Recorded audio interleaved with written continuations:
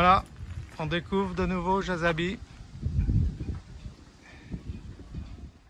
Bon Jazabi est prêt à être remis à l'eau. Ça fait déjà presque 2 jours qu'on travaille dessus. Et il y a encore du boulot parce qu'il faut le réarmer, mettre les voiles. Mettre un bateau à l'eau après 6-8 mois d'hivernage, alors qu'on a tout dégréé. C'est pas mal de boulot, hein. C'est au minimum 4 jours, à mon avis, c'est minimum 4 jours seul c'est 4-5 jours. Là, on va le mettre à l'eau, et puis après, on va continuer à le gréer, à l'armer à quai. Alors, cette année, on reprend le risque de ne pas faire de carénage. On n'avait pas fait le carénage l'année dernière, on ne le refait pas cette année parce que le bateau est super propre. Il y a quelques petites taches blanches où il manque un peu d'antifouling, mais c'est tout. Et là, pour 2 mois, à peine 2 mois, pas tout à fait 2 mois, on a jugé que c'était pas la peine de le faire. On le fera correctement la saison prochaine. Et on refera comme on a fait il y a 2 ans. Parce que l'année dernière, on n'a pas fait non plus le carénage. Mais il y a 2 ans, on avait fait un super carénage avec 2-3 couches. Et là, on a fait simplement les anodes et l'hélice.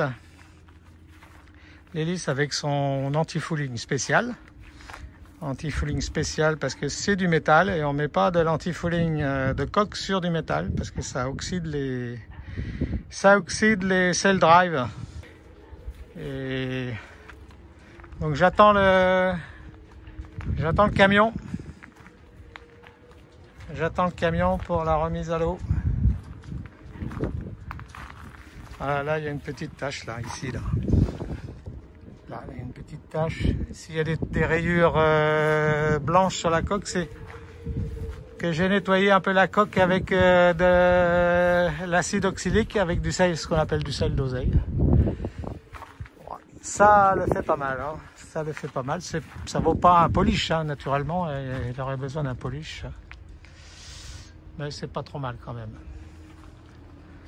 Donc j'attends le camion. Il doit arriver là-bas. Il est là-bas, mais il n'y a pas de chauffeur. Voilà. Et dans cette marina Cléopatra à Preveza, il y a des milliers de bateaux là. Hein. Je ne sais pas qu'est-ce que c'est l'équivalent en France de ce genre de marina à sec. Peut-être Port Napoléon, peut-être. Que je connais pas mais dont j'ai entendu parler. Voilà, donc nous allons aller à la marina à côté de Ninou et maintenant nous ne naviguons plus ensemble sur le même bateau mais ensemble sur 2 bateaux différents. Voilà. Bon, les drapeaux, hein, j'avais oublié de les enlever l'année dernière, ils ont pris un sacré coup là, ils sont effilochés.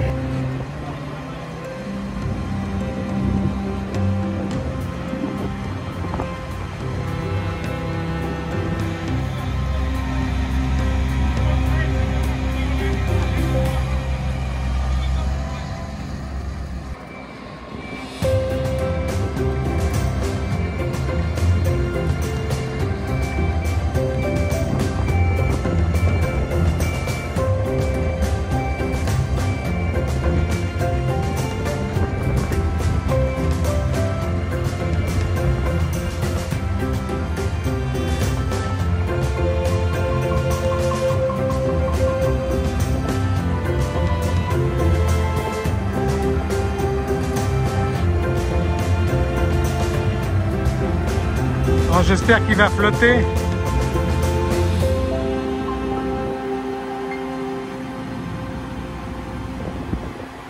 Alors, on vient de changer les panneaux solaires. J'expliquerai un peu plus tard la raison de ce changement. Et donc j'ai fait faire ce travail ici à Preveza, à la Marina Cleopatra. C'est Dimitri, c'est Inox Center. Alors il a fait un boulot top. Vraiment je suis très content et si vous êtes dans le coin et si vous avez du travail à faire concernant l'inox, vous avez l'adresse, c'est chez Dimitri. Okay. Thank you. Pourquoi j'ai décidé de changer de panneau solaire et de passer au panneau solaire rigide monté sur portique. L'année dernière, j'avais fait déjà une vidéo sur l'avantage mais aussi les inconvénients du panneau solaire souple. Alors effectivement, les panneaux solaires souples, ça ne coûte pas très cher. Ça évite de devoir investir dans un portique qui lui est très cher. Mais à l'usage, à la longue, on s'aperçoit que les panneaux souples chauffent et qu'en chauffant, le rendement diminue. D'autre part, sur le Bimini, la baume recouvre une partie des panneaux et donc diminue le rendement. Ou alors, il faut en permanence changer la baume de côté quand on est au mouillage et faire attention à ce qu'elle ne recouvre pas les panneaux. Là, j'ai fait poser donc 4 panneaux.